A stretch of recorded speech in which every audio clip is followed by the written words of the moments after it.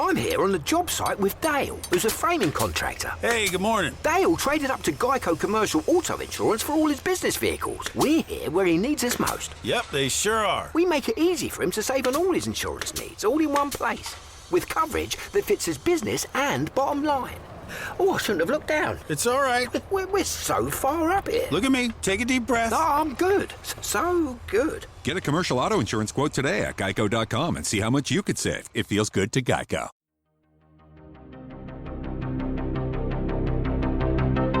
This is Writers on Film, the only podcast dedicated to books on cinema.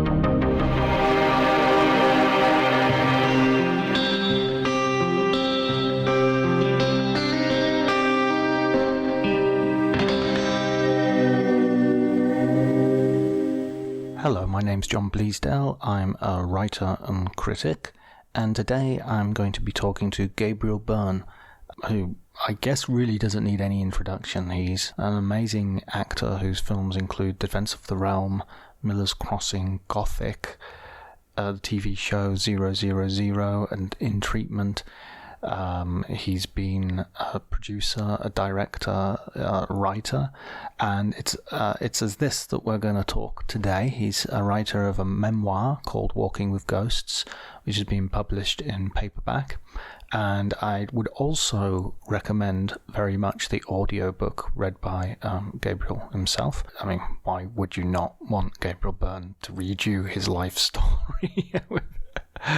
So, of course, you can follow me at Twitter, at Dr. Jonty, DRJONTY. And if you enjoy the episode, please remember to like, subscribe, spread the word, comment. Do everything you can to get us to as large an audience as possible. I will be very much appreciated. But before you do any of that, please enjoy the conversation.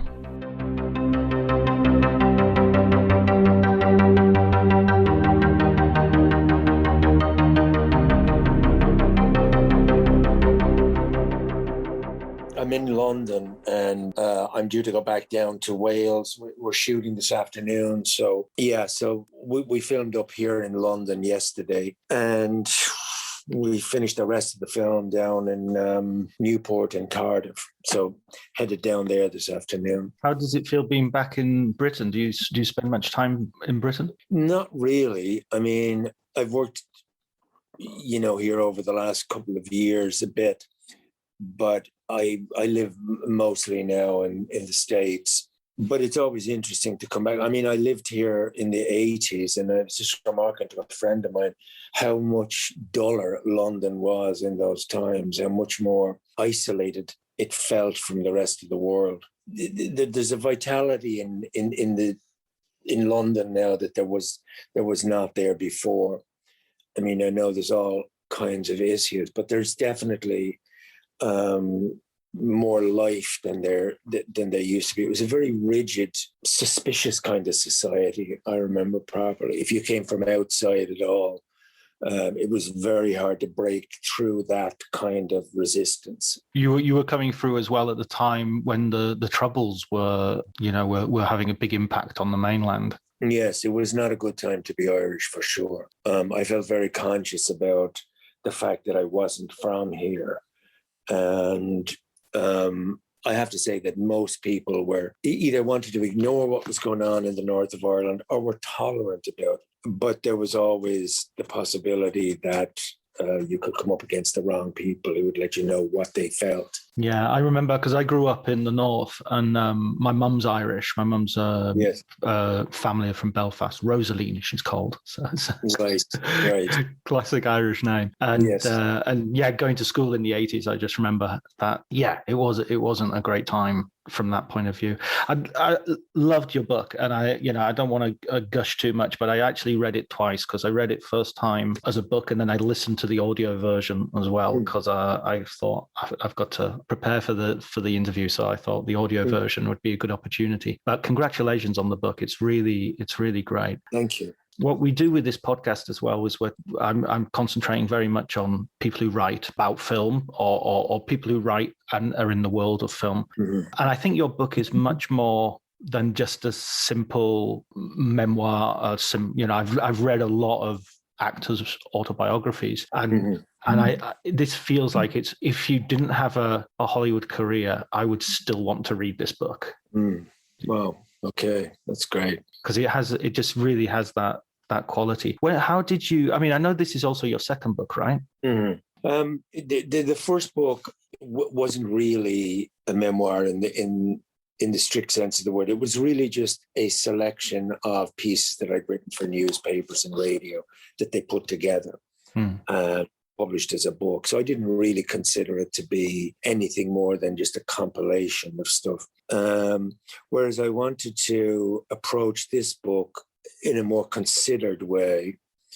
And I spent quite a bit of time thinking about the structure of it. And of course, memoir, to a great extent, is about recalling events in the past. So I found a structure that I think mimics the way memory works. So you're in the present and then you're in the past, and the past and the present are connected in ways that sometimes aren't immediately obvious. I was also very interested in the idea of memory itself and what we remember and what we don't remember. Sometimes we think we have no recall of something, and then when you really think about it, you find that you have much more recollection than you ever thought. That's because I think that memory resides in the unconscious, and so you're making a connection to that part of yourself that's either forgotten or hidden or repressed or ignored. And I found that the best way to do that was to look at the events of my life from the point of view of the senses, the sights, the smells, the sounds, and try to listen to what those senses brought up for me. And it really surprised me how detailed my memory actually is. Incredibly detailed, because I did come up, as I said, I came at it from the point of view of the senses, but also images as well. And I suppose that would connect to the idea of film, which I've always regarded as being primarily about images. You know, when I think back on the movies that I really like, it's the images from them I remember. I don't really remember a great deal of dialogue, but I remember very powerfully sometimes the images that stayed in my head. And I think it's true for a lot of people when they recall films, they're recalling images and the sense around those images. So also in another way, I suppose, film in its own way mimics memory too. And it uses flashback, and it can use flash forward, and it can be about the present, of course, obviously.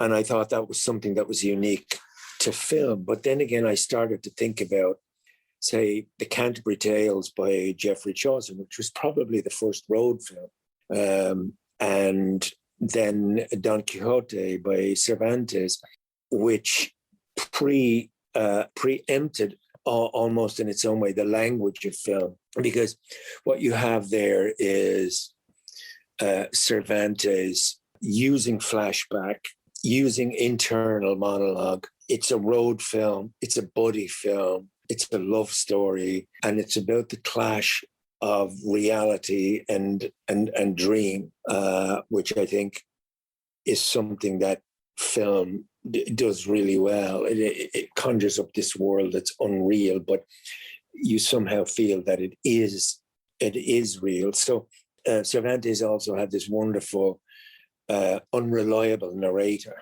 which was himself. So he would put at the end of chapters, I heard this story from Don so-and-so, who was acquainted with the old knight in his later days, which was adding verisimilitude to fiction. So the link between film and literature was something that I was aware of.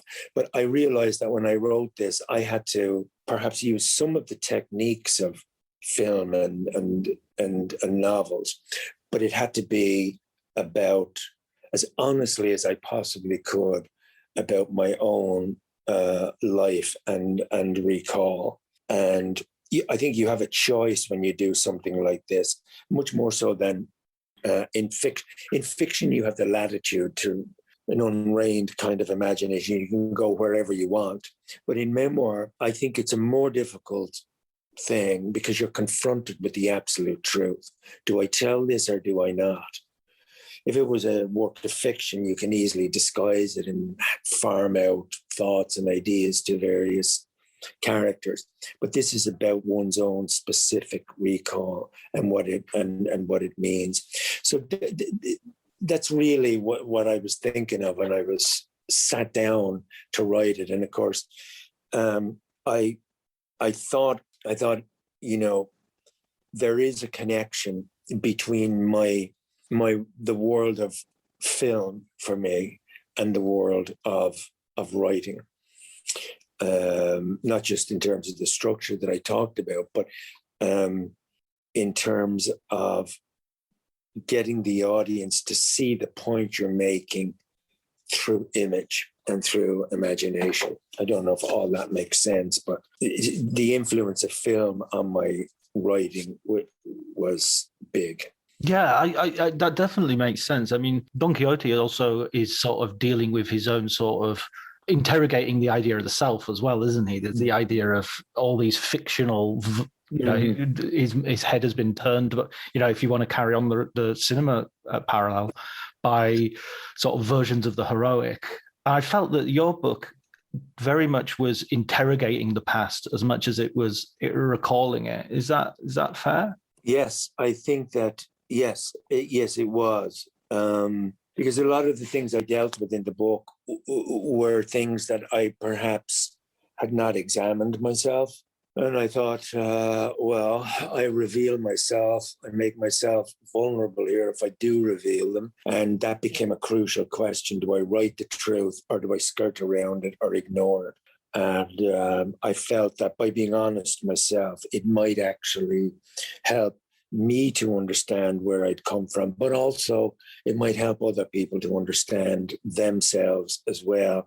Not so much in what I was saying about myself, but that it might start the process for them to say, that reminds me when I was, or maybe I didn't, that process of self-examination. Yeah, I mean, it's incredibly brave, I think, in that regard.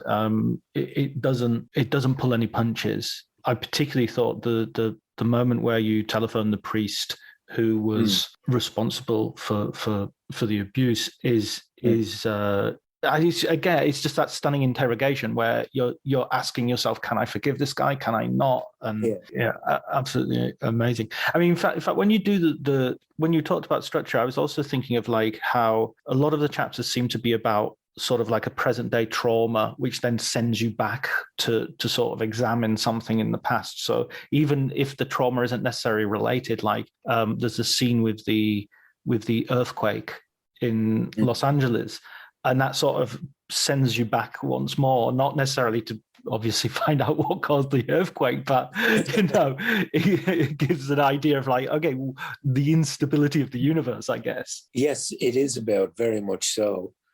And it's perceptive of you to notice that, because I remember somebody saying to me, well, what's an earthquake got to do with anything in your story? But the earthquake, in its own strange way, was about trust. I could never trust the ground under my feet, literally, after that earthquake. And in a strange way, after the abuse and all that stuff had happened, I couldn't quite trust other people either. So the physical world was something that you couldn't rely on. And yet at the same time, you had to negotiate your way through human beings and to realize that, that this, what had happened to me was, in the big context of how people are, you couldn't paint everybody with the same brush. But yeah, it was about, it is about the world being utterly unpredictable. That's what that was about. And also, the thing of when I thought I was having the heart attack, that's almost like you press a button and it's fast recall. It doesn't have the luxury of saying, oh yeah, that was a Tuesday and then I went out and I got the bus. This was fast recall, saying you better recall the events of your life right now because you're not going to be alive tomorrow. What did I do? Did I say, was I that kind of a son? Was I, all those things that came very quickly. And then to realize that it was the man beside me who was dying, who was dead, and not me. And, the themes, I suppose, I was trying to, at this stage of my life, the things that I consider when I think about the past is the notion of time. What is time? And it runs through the book. The whole sub-theme in the book, I think, is about time.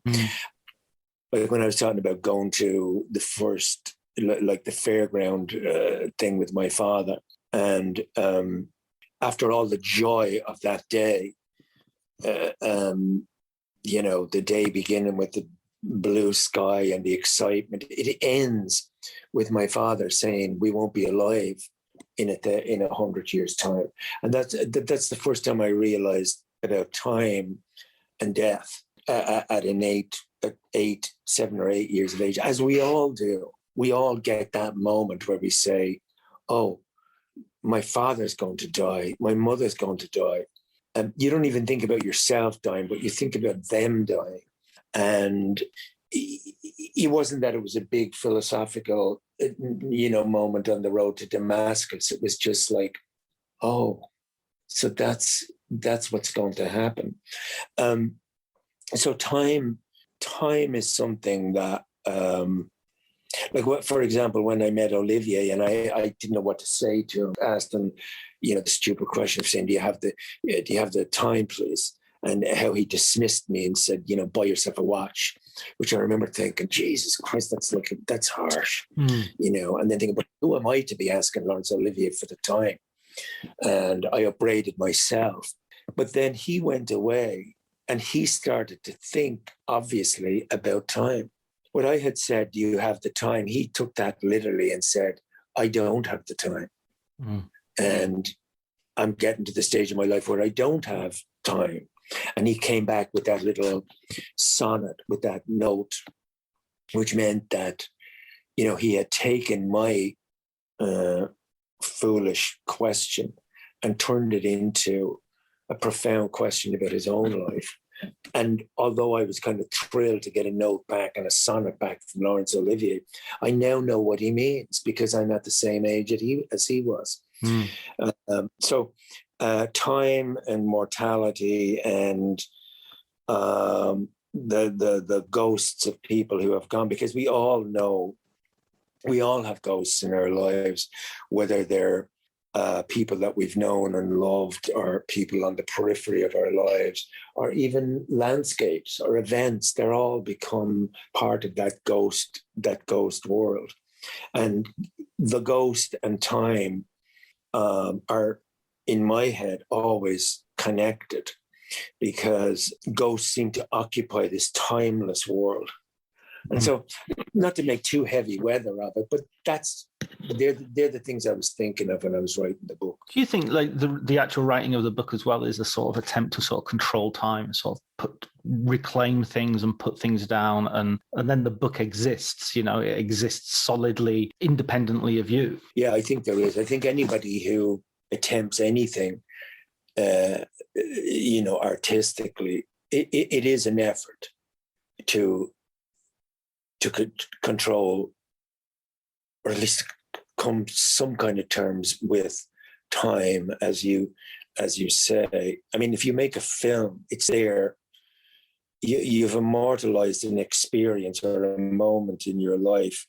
You have a fictional character that you're playing, obviously, but you've also immortalized yourself in a strange way, even though I don't think of it in that way. But like my grandmother was saying to me, when we were watching the films, she'd say, "Look at that man over there crossing the road in the back of the shot. I wonder who he was and where he was going. And did he have a wife and a family, and did he have a job?" So that man crossing the road going about his daily business 70 years ago, crossing from one part of the street to the other, oblivious, was immortalized in that moment. And myself and my grandmother saw that man. I think if somebody paints a picture, takes a photograph, it's a vain attempt to say, I got hold of the moment and I stopped it. And yet at the same time, you know how transient it is too.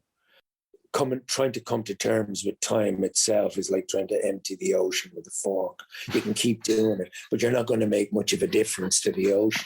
Yeah. Do you ever watch like old films from when you were younger and sort of have a sort of disassociation with yourself, sort of see yourself in that younger version? When I'm watching movies that I saw as a kid? No, well, or your own performances. Oh yeah. I rarely, very, very rarely watch anything I've ever been in. People say, well, but isn't that your job? But I always say to them, have you ever listened to your own voice on tape? And have you ever seen yourself on video? The presentation of this other self to your current self is something that we all, I think, have an ambivalent attitude to. Some people just can't see it. But there is a moment when, like, people will sometimes say, what's your favorite film? And my favorite film isn't necessarily the best film. And I always think, where was I emotionally when I was making that film? That's what I think. Right. And then if I do look at the thing at all, I'll say, well, there's no indication in that scene, that what I was dealing with outside at the time is in there. So I see myself as a person, doing this job called acting. And I think it's a thing that writers often talk about, actors talk about, poets. I think the fact that what you tried to do, you didn't succeed at.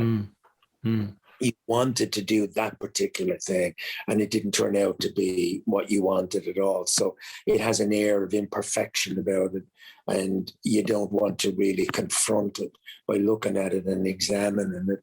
All you can say is, look, I did the best I could at the time. As an actor, I think the difference between writing and acting is that as an actor, you're in control of your own emotions, but you're not in control of the end product. So you've got an editor, you've got a director, you've got, marketing people, you've got so many people who are involved in the final product.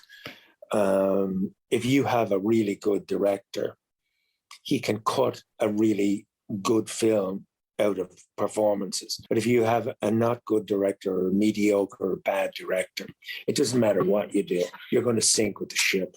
Right. It's very, very unusual to hammer out something good out of something that is, handled mediocrely by the director or the editor. But writing allows you there's nobody between you and the page. So there's a freedom in that. And it requires a different kind of discipline, I think, to write and to act. Like, I have no choice in the morning at 5 o'clock. I have to get up. Or else, hundreds of thousands of dollars are going to be lost. People are not going to work for the day. I have to get up. Whereas as a writer, you don't have to get up. You can always say, I won that one. You can say, I'll do it tomorrow, or I'll start in the afternoon, or whatever. So I often think to myself, I wonder how many films I would have made had it been left to me. And I wonder how many books I might have written had it been the other way. They're both difficult to do in their own ways, but the difference between acting and writing is that acting, you're finished in 8 weeks, 10 weeks, you're done and you're on to something else, or you're, not doing anything.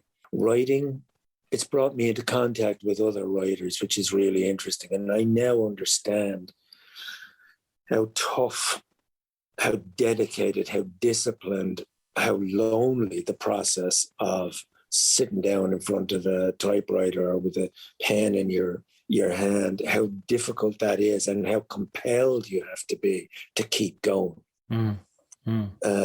So it gave me tremendous respect. Not that I didn't before. I mean, I've always had enormous respect for people who make a living by putting words together. I've always really valued that, but it did give me a realistic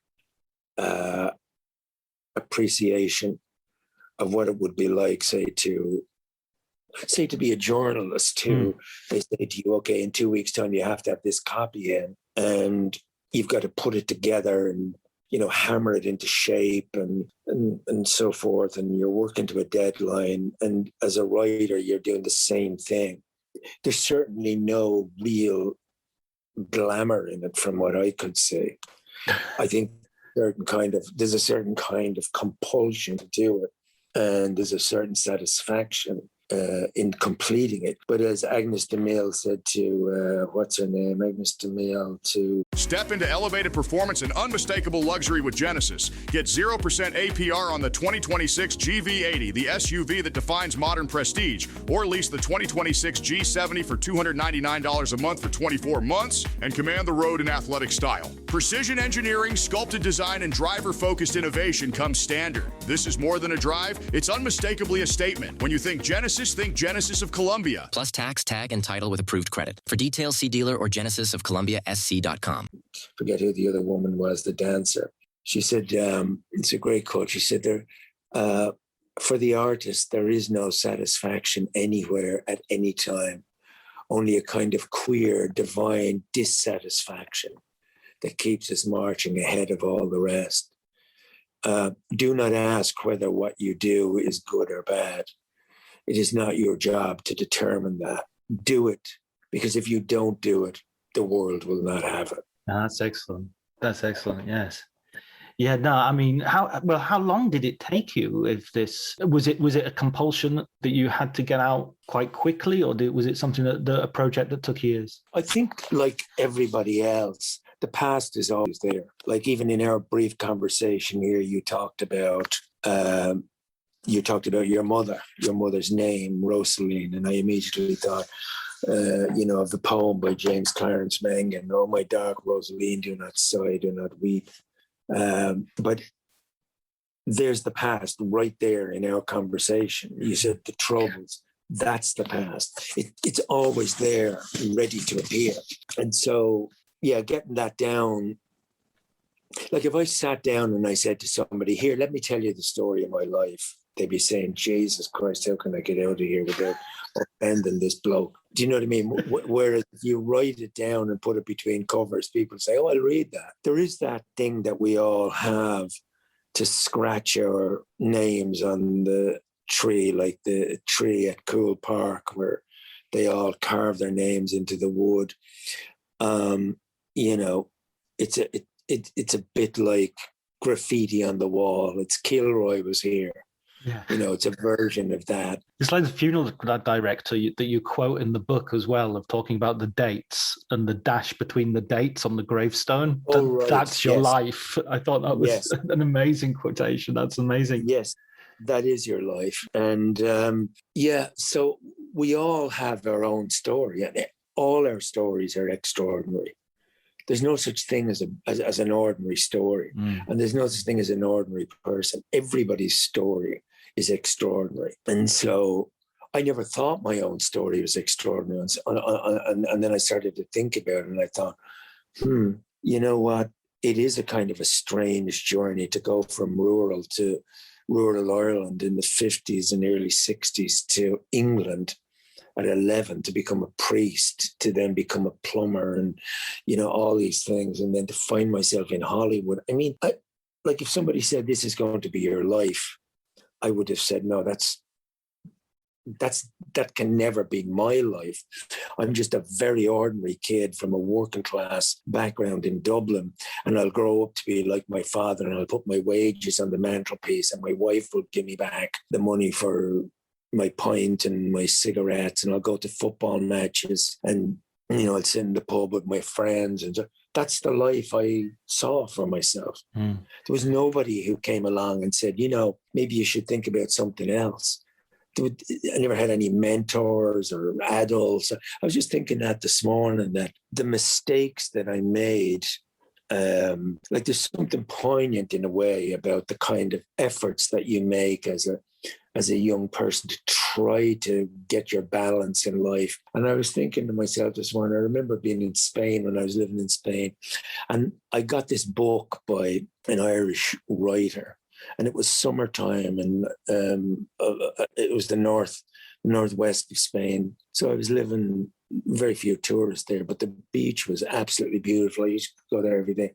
And I forced myself to read this unreadable novel from beginning to end, and thought, Jesus Christ, reading is a really boring thing to be doing, and books are really boring. I wish somebody had said, no, read that book. Here, this is a good book to read. Nobody ever gave me that kind of direction. And the mistakes I made were my own, and the path that I took was my own. And I have no idea why I took that path. Do you think maybe it's because you don't have an older sibling, do you? No. Because I mean, I had an older brother, and it's not like we necessarily agreed with stuff, but you sort of had something to kick against. You had something, well, I don't like that, and so there was always this influence of someone else who was, a couple of years older than me, listening to different music, listening to reading, maybe that sort of, if you miss that. I don't know. I should ask my older brother as well if he misses having an older brother, I guess. Good question. A good question for him, for sure. I don't know. There was an idea that certainly at that time in Ireland that, first of all, you didn't get above yourself. Secondly, that you weren't entitled to speak your mind about anything. You were told what to do, when to do it, but you were never told why you had to do it. There didn't seem to be any reason to do anything. You just did it. So I'm glad in a way that I had that thing that made me want to push through. Maybe that book now in retrospect is a kind of is a metaphor for something, of reading something unreadable to come say, well, I've got to find better books than this to read. And I've got to find better experiences than just being, waiting for the bus on winter mornings, going to work as a plumber in the rain and getting on the bus where everybody smoked. And there was obviously some kind of dissatisfaction about the inevitability of that kind of a life. But I lived in the theaters and I lived in the cinema. And I think that's what gave me my understanding of another world, even though I understood that world was imaginary. But I remember I would come out of the cinema and I would desperately want to bring what I had experienced in the film out into the streets. But you could never do it because you were outside in the streets of Dublin and you had just been robbing a bank in San Francisco with James Coburn. Yeah. I always loved the thing when I used to remember coming out of I loved going to sort of an late afternoon screening because I loved coming out of the cinema and it being night and sort of being surprised by it. But like, whoa, yes. What happened in the day? Yes. It's I don't know if people experience that anymore. Well, they certainly haven't in the last couple of years. But this idea of you leave the real world behind at, say, 2:00 in the afternoon, and you go into this dark room, and you are transported to somewhere way beyond the place you've just left. And you are bound up in this imaginary world, which becomes in its own way more real than imaginary. And then you come out and you're confronted by buses and cars and people shouting, and it's Dublin and it's raining, and you think, Christ, I wish I could meet somebody like that girl that was just in that film. Because they used to call it the Dream Palace. I don't know who invented that expression, but the idea that they would call it a palace, and it was the architecture of the cinema as well. It gave an importance to what was being shown there, a bit like a church in a way. The church had to put up a building that reflected the nobility of its aims, and the cinema did something the same. And the end results, I certainly don't remember being transported in a church in the same way as I was transported in a cinema. So it was easy to see in a weird way what what was going to win out. It was going to be the cinema. Right. I mean, even the chairs. You even had like plush red velvet sort of chairs that you'd never. Yes. Rococo moldings, and a guy in a uniform with braid on it, taking your ticket when you went in, and then they'd have another guy inside with a torch to bring you down and show you your seat. There was something about the ritual of going into that world that was exciting. And I think I described in the book the smell of smoke and disinfectant, and the smell of disinfectant in itself had a magical quality to it. You had to save up that money to get in. It wasn't just like you walked in. You had to really get that money together to go. But it was a joy to be able to do that. Whatever you wanted, like mowing people's lawns or going for messages or begging from your parents or stealing it. You had to get that money somehow to go. Who were your favorites when you were young going to the films? Well, again, because you had no guidance, there were about 6 cinemas in our locality. I think we learned in a strange way about the unreliability of leadership or authority through the trailers. And what they used to call the folly and uppers in Dublin, where one week you'd have the guy hanging off a cliff and with one hand, and then it would end. And you think, oh my God, how is he going to get away from that? And the next week he wouldn't be over the cliff at all. He'd be punching some other bloke over the cliff. And you think, that's not what happened last week. But we loved the comedy and violence of the Three Stooges. The sound effects that their heads made when they were hit. Like Mo would hit a guy on the head with a hammer, and it would make this metal sound. And like 100 kids would explode into laughter when Corley would grab another guy by the nose and, it was... So we'd come out and we'd be doing this to each other. Cowboy movies, I suppose, war films. The only things we couldn't tolerate were love stories. Yuck. Who wants them? Who wants them? Kissing and, where we'd all shout together at the same time. Skip, skip, skip. Where we knew that word from. But color, the magic of cinema color. Heightened color of the world was like skies were bluer, trees were greener, people were taller. It was music played behind people when they said things. It was just a world of pure magic. The heroes, there was an old guy that used to be in those movies. I remember having a big argument one day with a friend of mine, and he said, Audrey Murphy is my favorite actor. And I said, name isn't Audrey, it's Audie. And he was saying, no, I said, Audrey is a girl's name. And, it's Audie. I don't think I've mentioned Audie Murphy for 50 years, but there you go. But no one wants to find out that John Wayne's called Marion Mitchell. Exactly. Must have been a thing about cowboys in those days. Yeah, they hover up their feminine pasts. Yeah.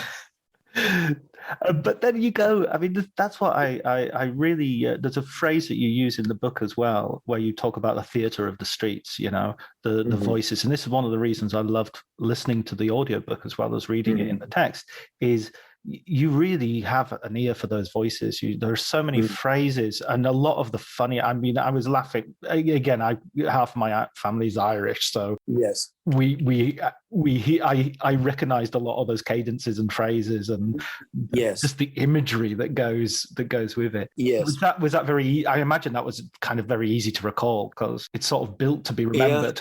Yeah. I mean, those characters like Titus the Liar only died about like 20 years ago. And to the day he died, he was still lying. And it was like people would just provoke him into lies. they'd say something like, "Oh, anybody who's ever played for Ireland at Daily Mill Park would know about. Don't talk to me about playing for Ireland." Sure, wasn't it? And they just like he also used to tell this story about like how he was. He had a little bit of a ball patch on the side of his head, and say, "How'd you get that ball patch, Titus?" He say, "Submarine." And he'd never been outside Dublin. But you could sit and listen to this guy all day because he was a master of bullshit and lying and making up things. Well, he was easy to channel. But when I thought about the neighbours, for example, the woman with the false teeth and the elasticated stockings leaning over her gate, and the woman who had the Hoover and would leave the door open so that people would hear opera coming out of her hallway. And then she had her art on the wall just over the new telephone that was locked, that nobody could ever use. Her art was the crying boy, with the big tear on him. We all thought, oh. And then all the other women would be saying, yeah, her and her Hoover, out Hoover. And then, of course, when the salesman came to my mother's house, she wanted the Hoover and she wanted the curtains, just like Mrs. Kelly. But those characters were not difficult to, and yet they all have a universality about them. And I thought, Jesus, I've known Mrs. Kelly all my life. Those kinds of people that are, they mightn't be bragging about their Hoover, but they'd be saying things like, yeah, I decided to get a Daimler, because they run like, and you think, that's Kelly bragging about, her Hoover. And I was once in a conversation with three very, very, very world famous actors who were having a conversation about what was the best jet to buy. And I just thought to myself, they'd get on well with Mrs. Kelly. and they get on well with Titus as well, because he'd say, jet, don't talk to me about jets. Yeah, absolutely. I've got 3. Yeah. There's a guy in my village. I live in Italy, and this tiny village, and there's this old guy whose nickname is Methuselah. Everybody has a nickname, but his nickname is Methuselah because if he did everything that he said he did, he'd have to be as old as Methuselah. Right.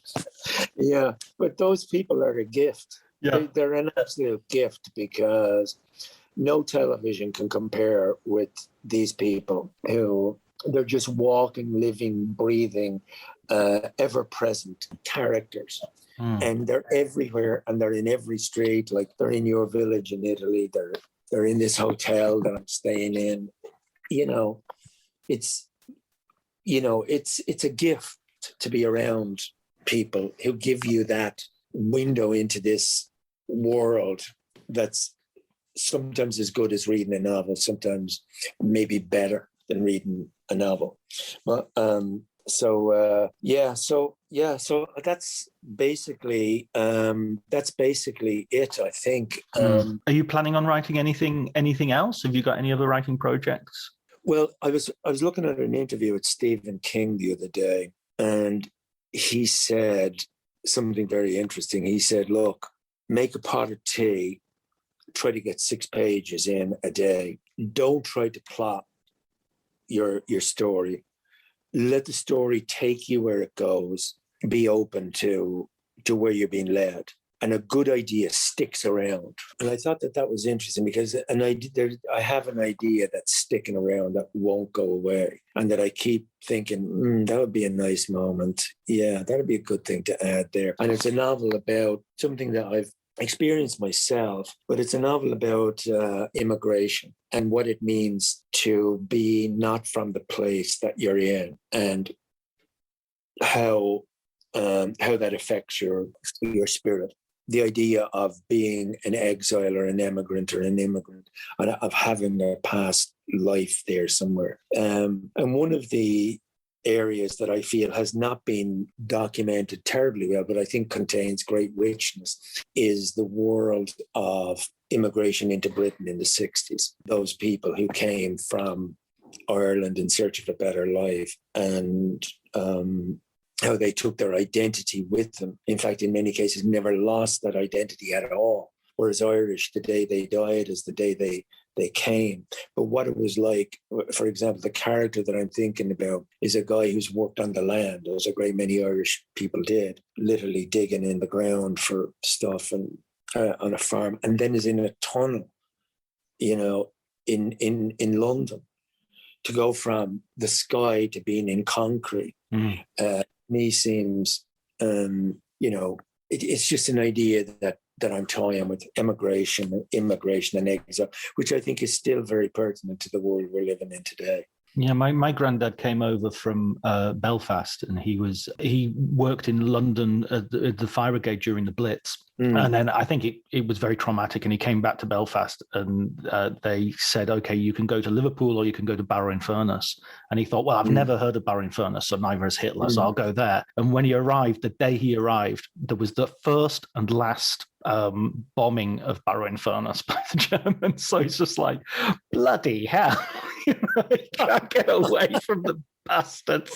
It was, and then his brother won the lottery to go to Canada, and it was the lottery was just like a one-way ticket. It was just like, off you go, you know, you're out there. It's kind of just a way of getting rid of the poor, basically.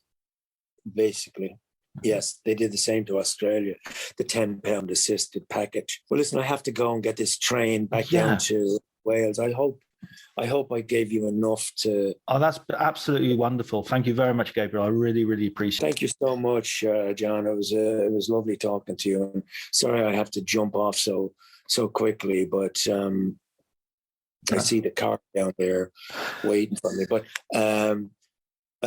yes, it was lovely to talk to you, and thank you for reading the book, and thank you for your considered reaction to it. It does mean a lot when somebody reads the book and gets it, you know? Yeah. So thank you. Thank you, Gabriel. And be in touch soon.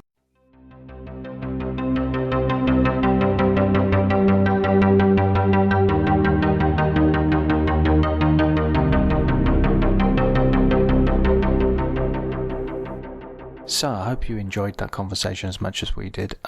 It was extremely generous of Gabriel to give me his time. I think his book's amazing, and I genuinely recommend it. As I said during the interview, in a way that, I mean, it's always awkward when you, I don't know, maybe it's an English thing, maybe it's an English-Irish thing, of giving people compliments. It always feels very, very difficult to do it without feeling like you're gushing or what have you. But his book is genuinely good piece of writing. He's not the first actor to write something of literary merit. You know, there is a long tradition of actor-writers, from Dirk Bogarde, Richard Burton, an amazing writer who was one of Gabriel's first co-stars in the TV series Wagner. So his book really does stand up to that kind of comparison. I would advise everybody to get it. Thanks go to Elliot Atkins for doing the music, Ali Harwood for helping out with the artwork, and thanks to everybody for listening. Until the next episode, please take care.